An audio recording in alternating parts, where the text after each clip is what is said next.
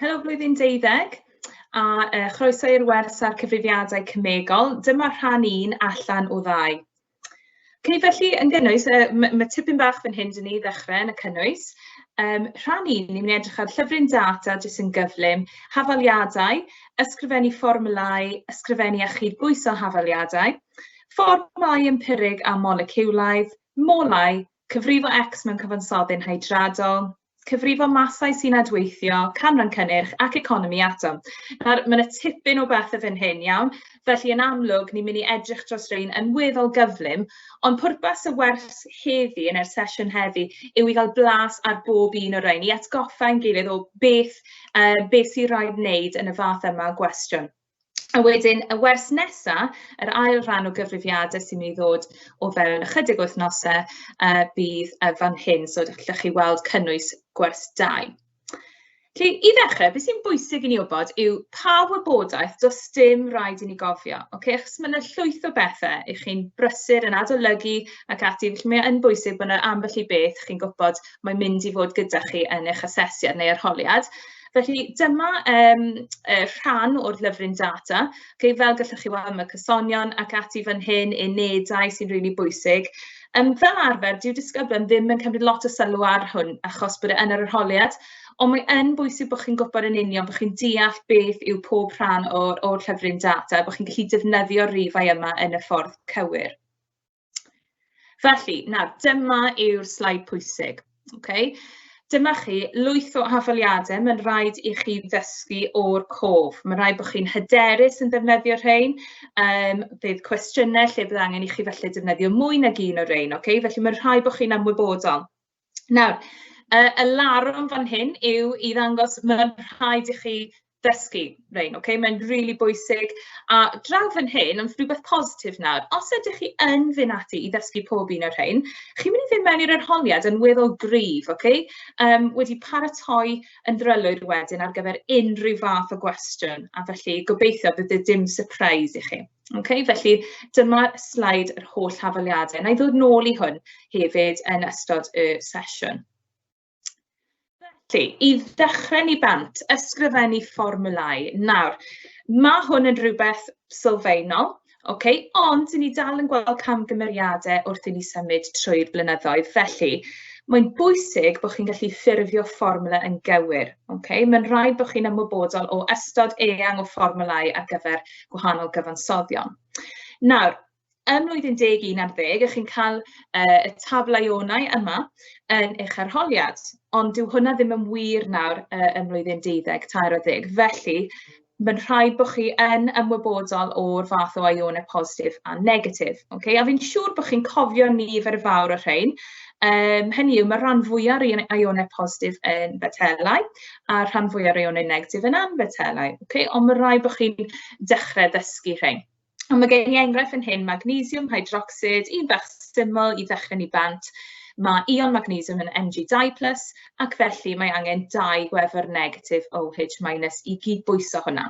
Achos cofiwch, mae moleciwlau atomau, maen nhw'n neutral. Dwi'n mynd i rhoi jyst munud bach i chi i wneud gymaint o rein a gallwch chi. Sa'n mynd i gwario fwy o amser, treulio fwy o amser ar hyn. Felly, bantach chi os gallwch chi creu'r fformulau ar gyfer y canlynol, ac wedyn enwi rhai os oes amser. 1 munud bach i wneud hyn.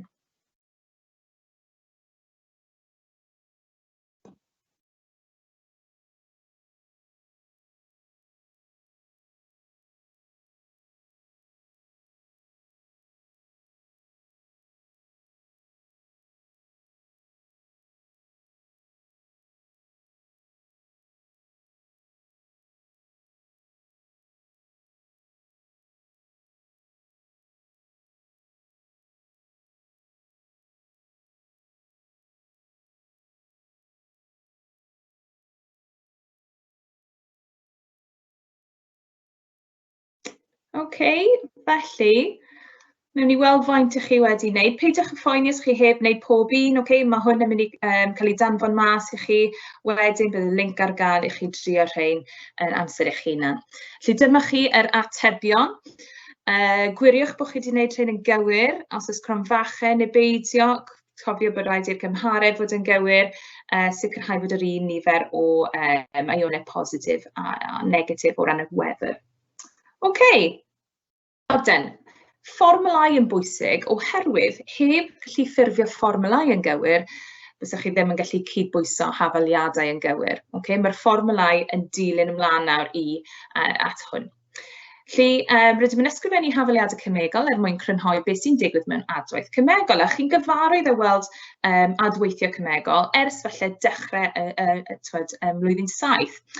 Ysgrifennwch hafaliadau cemegol ar gyfer yr adweithio canlynol den. Felly, fi'n mynd i rhoi jyst 3 digeiliad bach, gweld faint o'r un chi'n gallu wneud, meddwl am beth sy'n ffurfio, ac wedyn y symbolau. Felly, na roi munud i chi. 3 digeiliad bach yn greulon efallai. Bant â chi.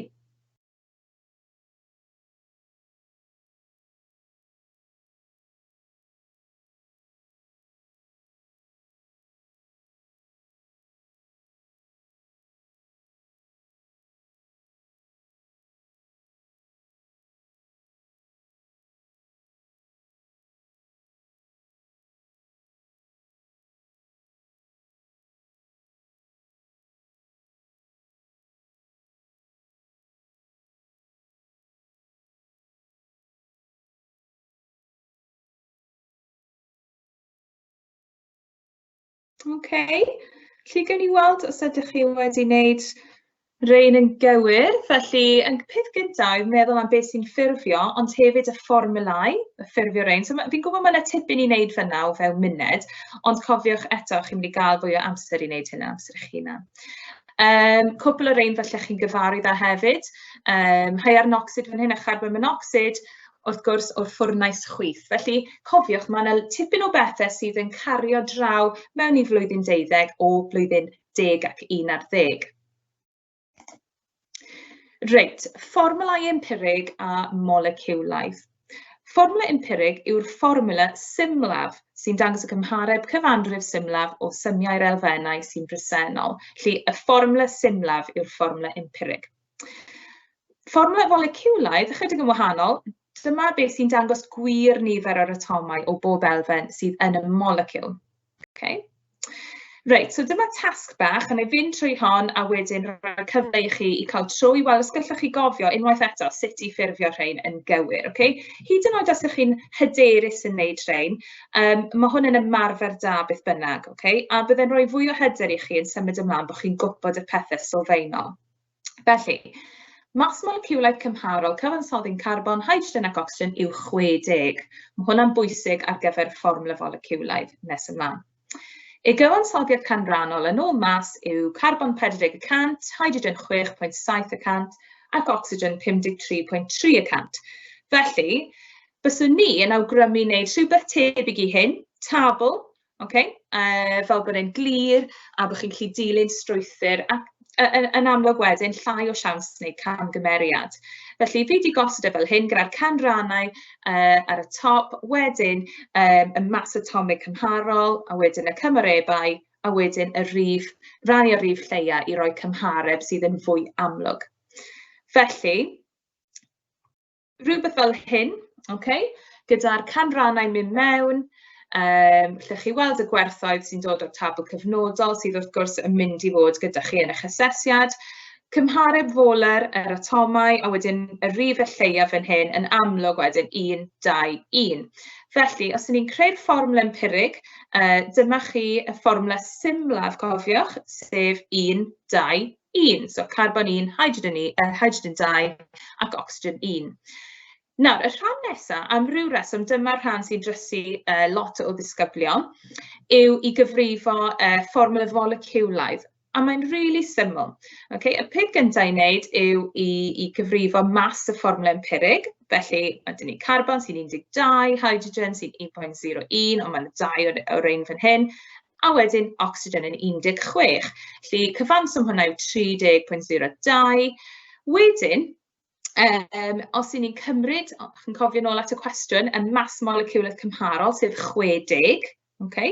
Rannu hwnna gyda mas y fformula empirig, a mae'n rhoi ateb o 2.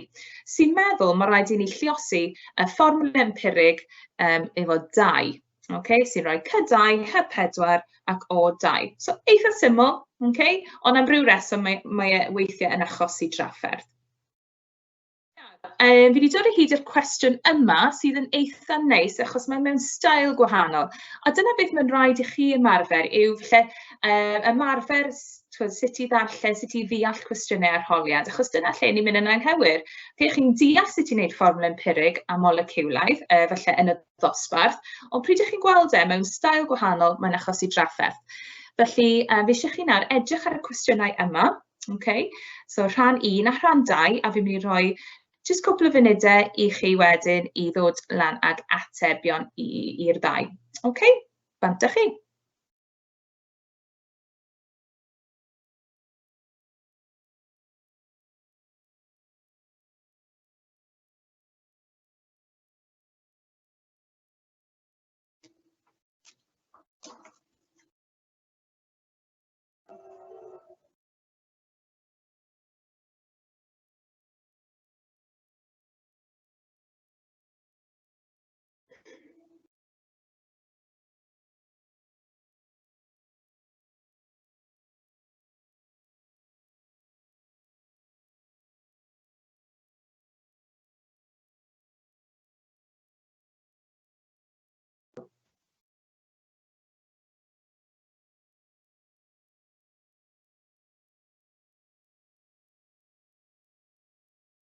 Gyda'r fath yma o gwestiwn, rhan 2, yn gwybod os chi wedi cyrraedd fyna'n barod, ond gallwch chi weld fan hyn, mae'n cysylltu â rhyw ardal arall ar y cwrs, sef spectrum mas, spectrometer mas.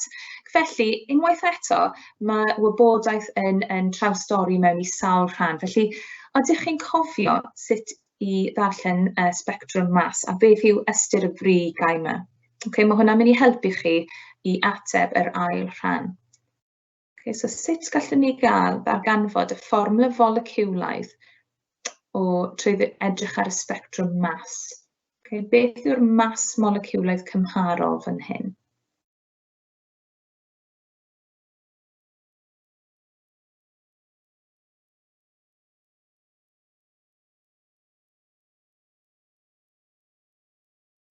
Jyst falle munud bach ar ôl.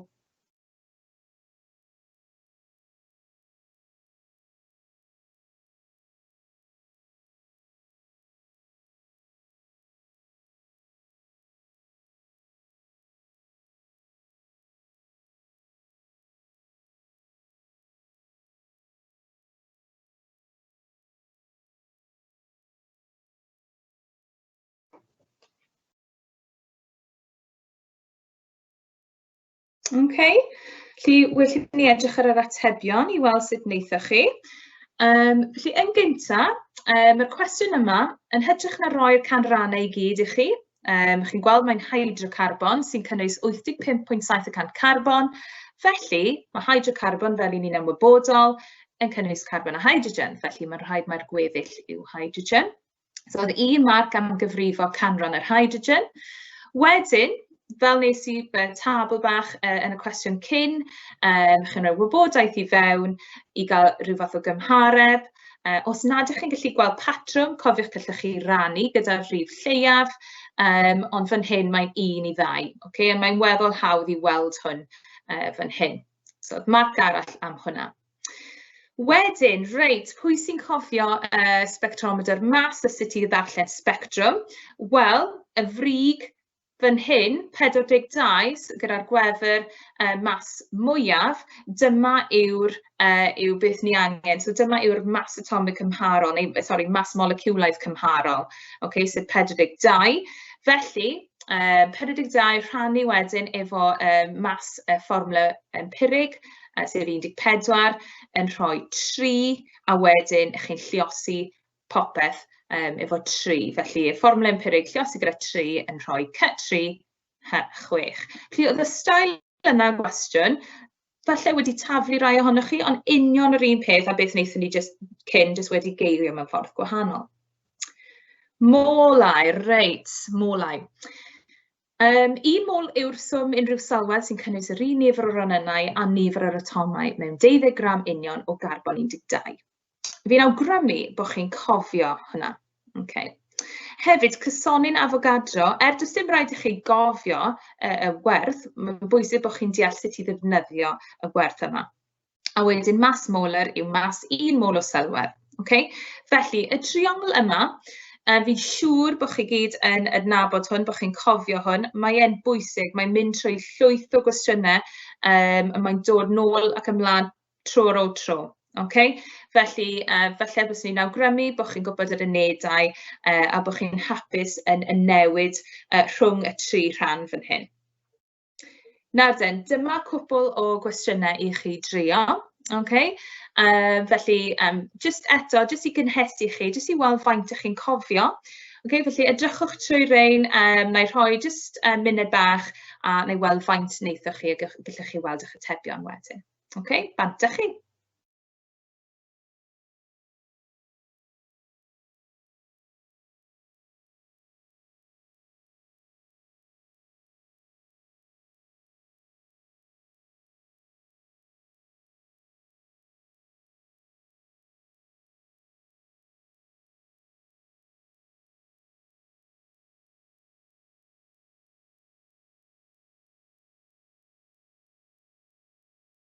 Okay, felly cwbl o rai rwydd fyna i chi drio. Okay, a dyma'r atebion. Okay, felly eto jyst defnyddio'r hafaliad o'r triongl yma, weddol rwydd i fynd trwy rein, ond gwiriwch rein yn amser eich hunan ar ôl y sesiwn. Okay, dyma chi cwestiwn cyn bapur eto. Wedi eirio mewn ffordd gwahanol ond yn defnyddio'r un sgiliau.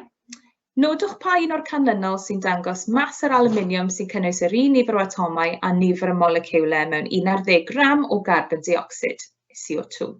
Okay, felly, ceisiwch ar hwn nawr. Fi wedi helpu chi ychydig bach trwy roi wybodaeth aluminium fan hyn. Okay, dyna y cliw bach. Bantach chi a newn ni weld pa ateb, beth yw'r ateb mewn llai na munud. Bantach chi.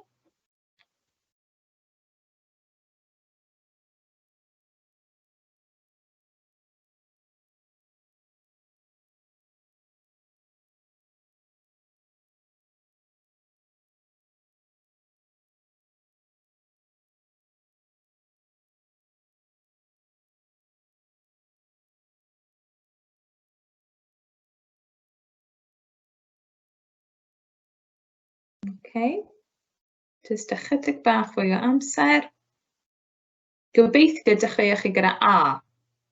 Okay. Nid bod hwnna'n cliw o gwbl, ond bys ni'n ddweud mae'n syniad cyffredin i ddechrau ar A.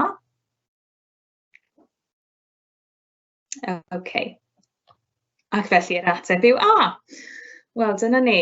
Reit, felly gwaith cyfrifo wedyn, dyna beth bych chi'n jyst yn cael y marc am roi A, ond mae'n helpu i ddangos eich gwaith cyfrifo. A gallwch chi weld yr un faint yn molau, so yr un ateb ar gyfer y ddau aluminium a carbon dioxide, ac felly yn amlwg, wrth lluosi hwn ar rif Avogadro, chi'n mynd i cael yr un nifer o atomau.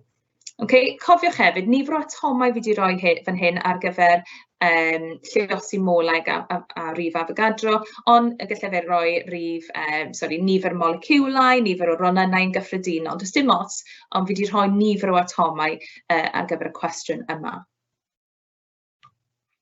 Reit, cwestiwn nesaf, cyfrifo X mewn cyfansoddyn hydradol. Okay. So dyma enghraifft bach. Gall sodium carbonat ffurfio hydrad pan gafodd 4.64 gram o'r hydrad hwn ei wresogi a 2.12 gram o'r halwyn anhydrus ar ôl.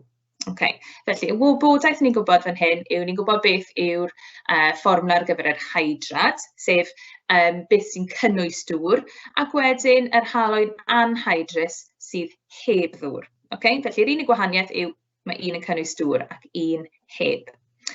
Nawr, fi wedi rhoi camau fan hyn, falle bydd hwn o helpu chi o gymorth wrth i chi gwneud eich gyfrifiad. Okay?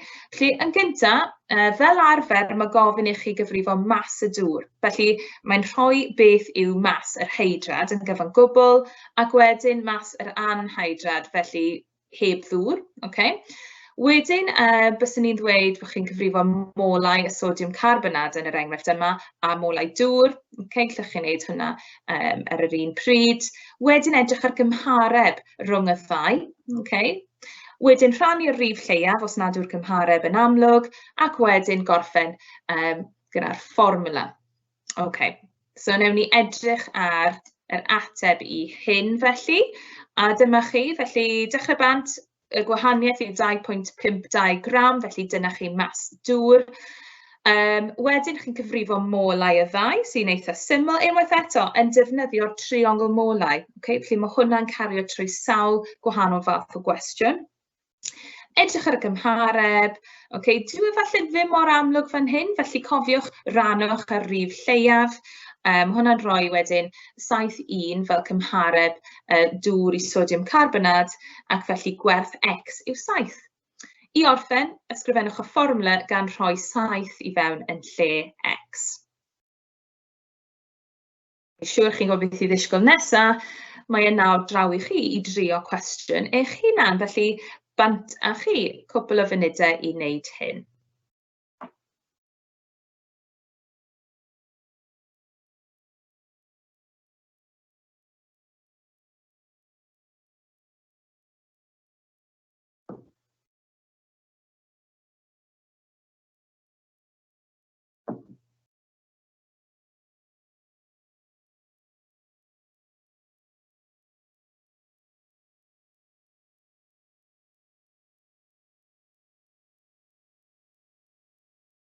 Cofiwch chi edrych ar sawl marc sydd ar gael, ac felly mae angen 3 peth penodol fan hyn, felly mae'n rhaid I chi ddangos eich gwaith cyfrifo.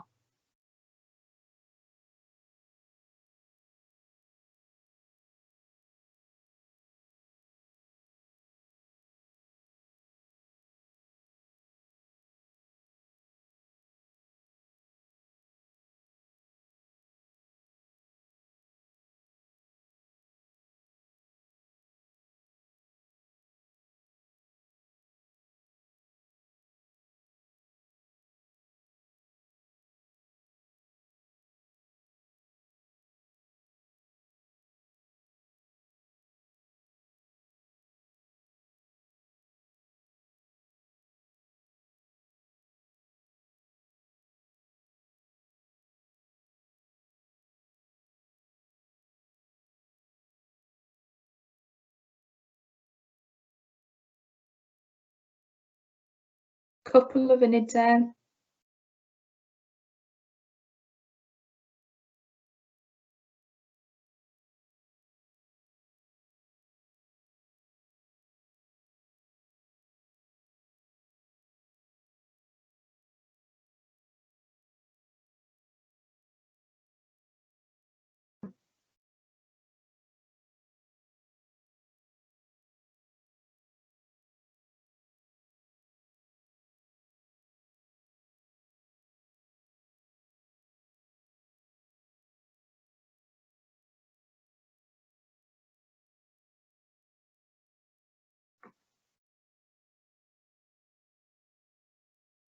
Felly fi'n credu mae hynny'n ddigon o amser nawr I ni edrych ar yr ateb. Felly dyma oedd beth oedd ar gael o ran marciau.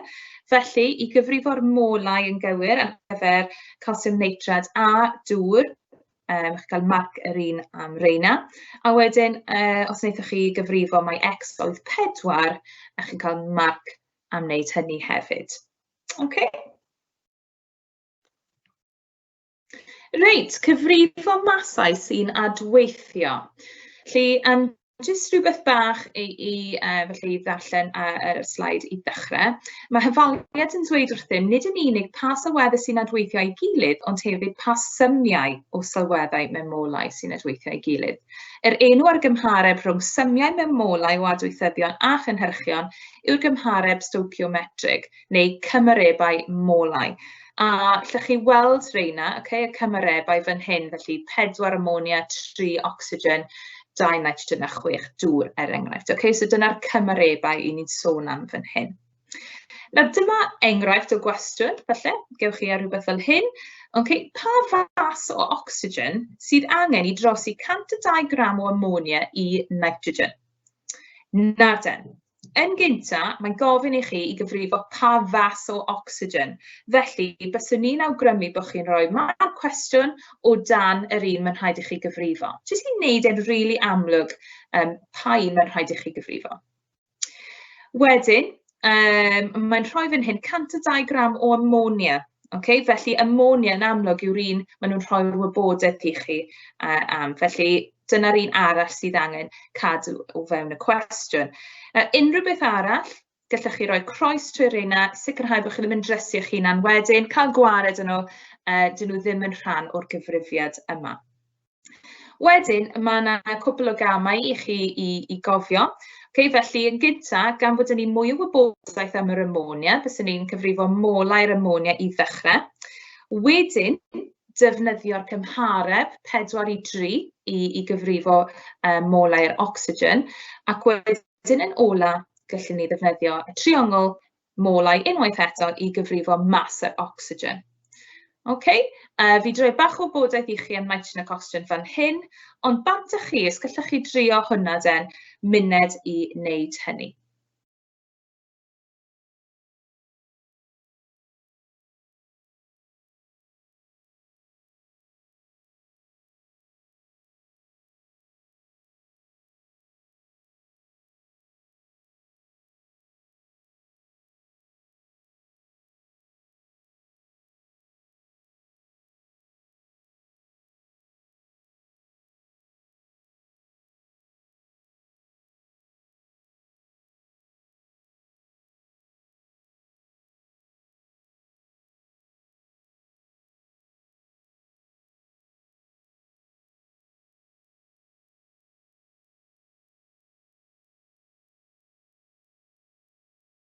Felly, wnawn ni weld beth wnaethoch chi.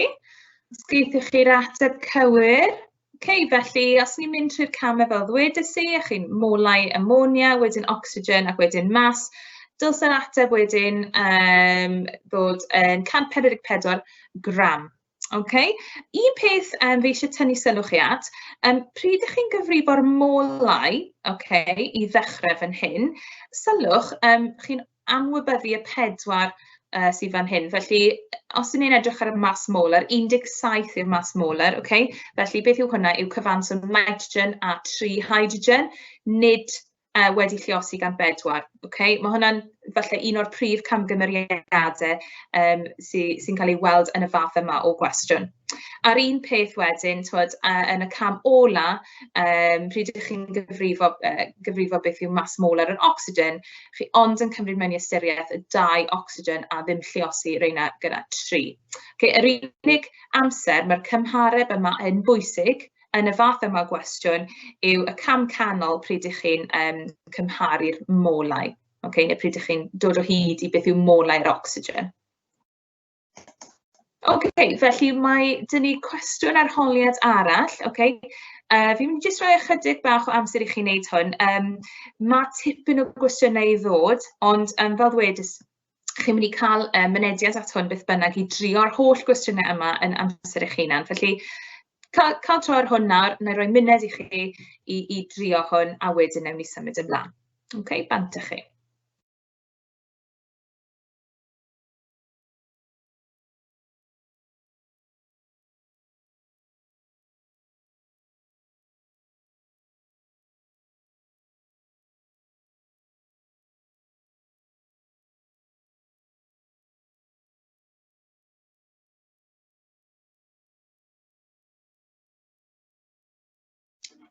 Gallai hefyd tynnu sylw chi fan hyn, gwaelod y sleid, un tunnell fetrig yw 1000 kilogram. Nawr, mae hwn yn rhywbeth sydd yn y llyfryn data, ond petai chi falle heb edrych ar y llyfryn I ddechrau, cyn yr asesiad neu'r arholiad, falle bysach chi mewn panic yn meddwl beth yw un tunnell, ond yn amlwg dyma lle mae'n bwysig bod chi'n astudio'r llyfryn data cyn mynd mewn I unrhyw asesiad. 30 eiliad bach.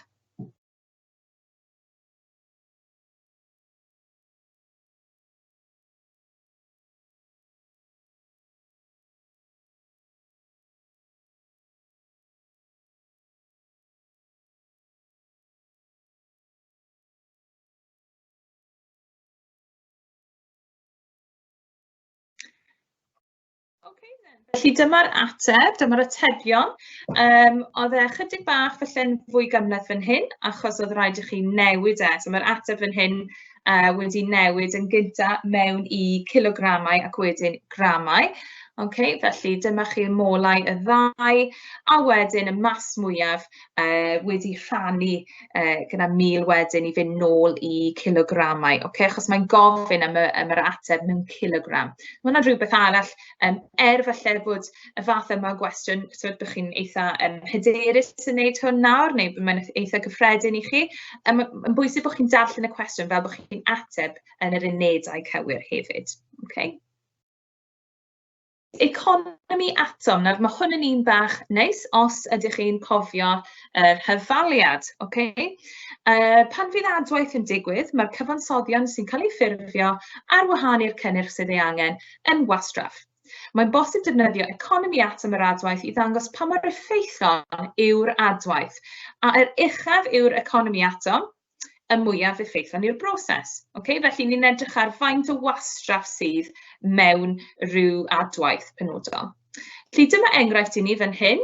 Okay? Cyfrifwch yr economi atom ar gyfer cynhyrchu haearn drwy rydwytho haearn tri-ocsid gan carbon monocsid.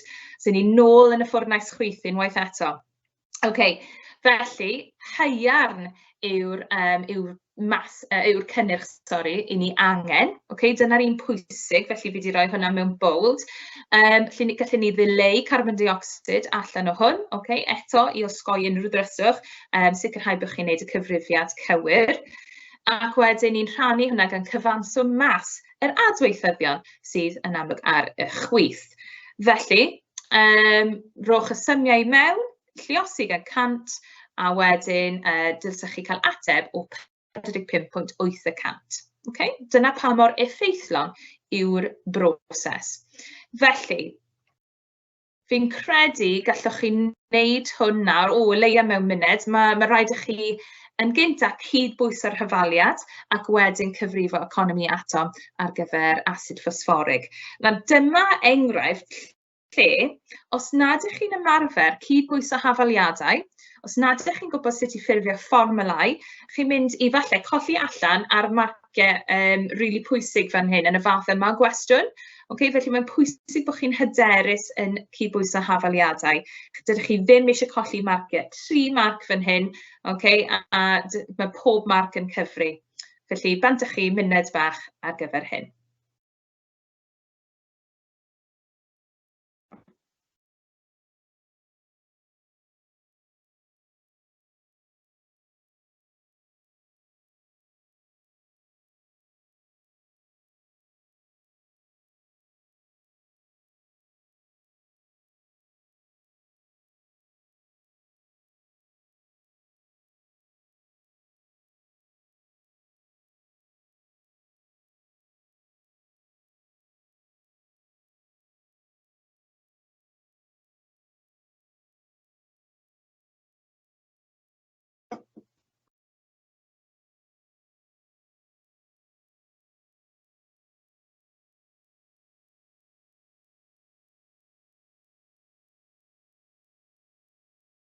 Okay, felly, os edrychwn ni ar yr ateb, cydbwyso'r hyfaliad fel dweud sy'n rili bwysig oherwydd yn yr ail rhan fyswn ni'n defnyddio 4 moleciwl o ddŵr fan hyn, okay? A heb y 4 yna, chi'n mynd I cael yr ail rhan yn anghywir.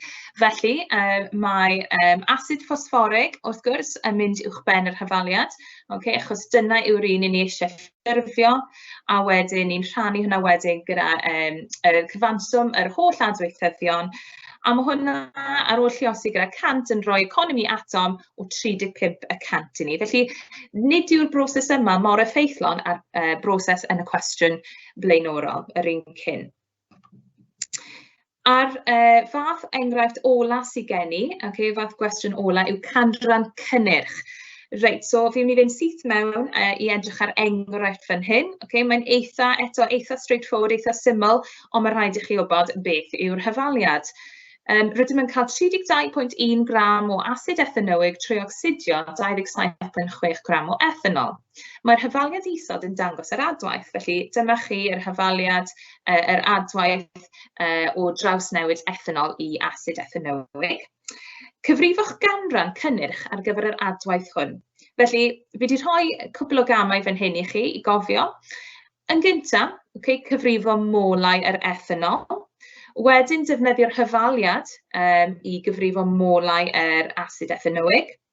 Wedyn cyfrifo mas yr asid ethanoig, gan bod ni'n nawr gyda molau, so mwy o wybodaeth, ac yna yn ola canran cynnyrch. Felly, fi'n mynd syth mewn I hwn, achos fi'n gwybod dim llawer amser dyn ni ar ôl.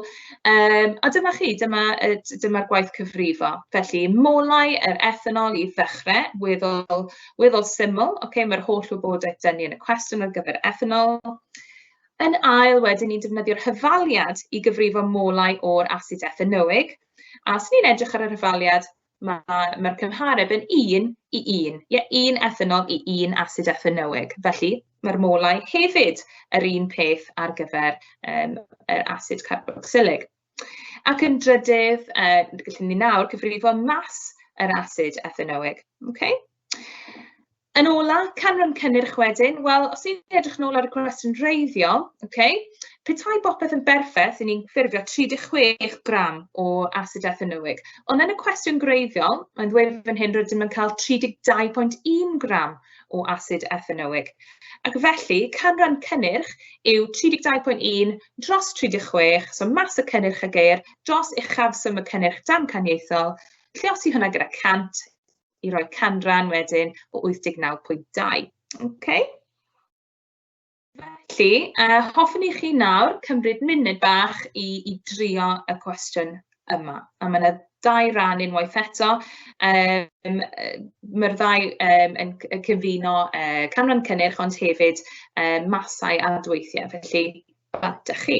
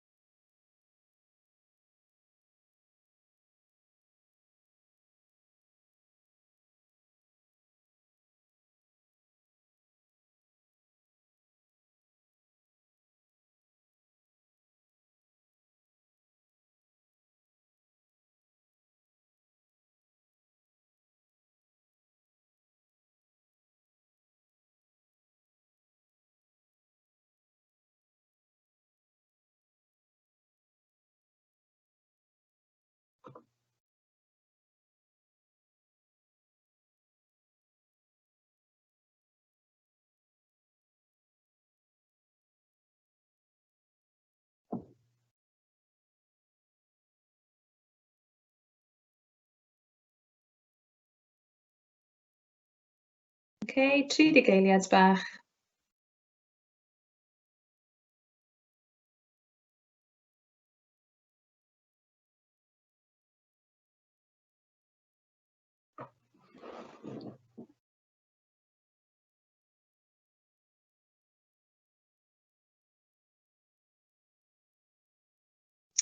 Iawn. Felly, dyma chi'r atebion. Tyber os geithoch chi rein yn gywir. Felly, 529 gram I ddechrau. A yn amlwg, o ran y cwestiwn A, mae'r 1 kilogram wedi cael ei drawsnewid mewn I gramiau ar gyfer yr ateb yma. Ac wedyn, canran cynnyrch wrth fynd trwy'r holl gamau yw 94.4 y cant. Felly, ni bron yn dod I ben ar y wers ar y sesiwn yma, ond jyst I atgoffa chi o'r holl afaliadau yma, mae'n rhaid I chi gofio, mae'n rhaid I chi ddysgu, ac os ydych chi'n gwybod trein wedyn, gallech chi ddatrys unrhyw broblem, ond bod chi'n gallu deall a darllen y cwestiynau yn iawn. Felly, y sesiwn tro nesaf, so ar ail rhan gyfrifo, ni'n mynd I edrych ar teitradiadau, ni hefyd yn mynd I edrych ar defnyddio cyfeintiau wrth gyfrifo'r môl. Felly, mae'n bwysig bod chi'n ymwybodol o bob un o'r rhain, a mae hwnna'n mynd I helpu chi gyda'r sesiwn nesaf hefyd. Okay, ond diolch yn fawr. Gobeithio geithoch chi'r gyfle i ofyn unrhyw gwestiynau a na i weld chi tro nesaf. Hwyl fawr.